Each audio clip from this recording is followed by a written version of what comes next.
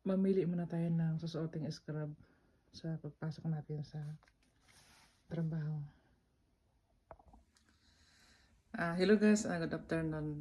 Kamusta kayong lahat dyan? At ito, time check muna tayo. 3:15 ng hapon. So, papasok tayo ulit. At mamaya guys, meron akong pasyente na VIP. So, yun ang trabaho ko mamaya. Papaliguan ko siya. So, guys, nilagay na tayo ng kakain. Karga na tayo para dalhin ko ito sa second floor.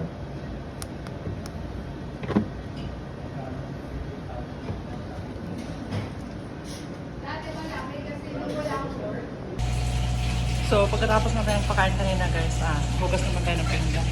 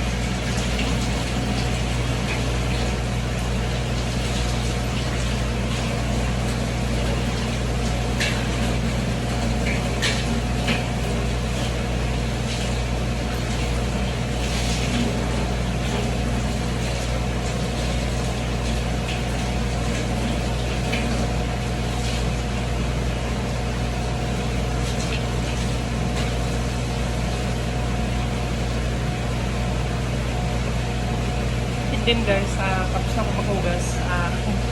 Punta ko naman tayo ng basura, hindi pupunta ako sa third floor kasi magpapaligo tayo sa isang residente. Galing na ako dun sa baba guys, no? Pagtapon ako ng basura ngayon, dito na tayo sa third floor.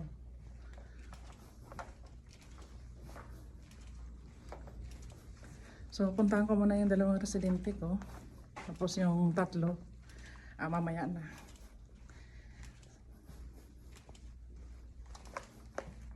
So ngayon guys, ito pa natin yung tubig niya.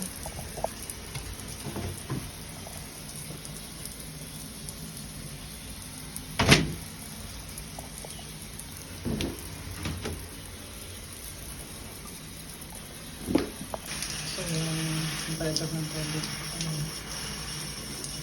30 Celsius to 43. Kailangan dito sa ating para pag-iinom ng paliligo natin sa residente.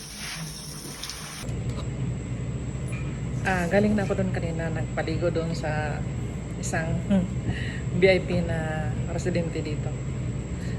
Kaya ko nasabing VIP yan guys kasi ano yun, na-request niya ako.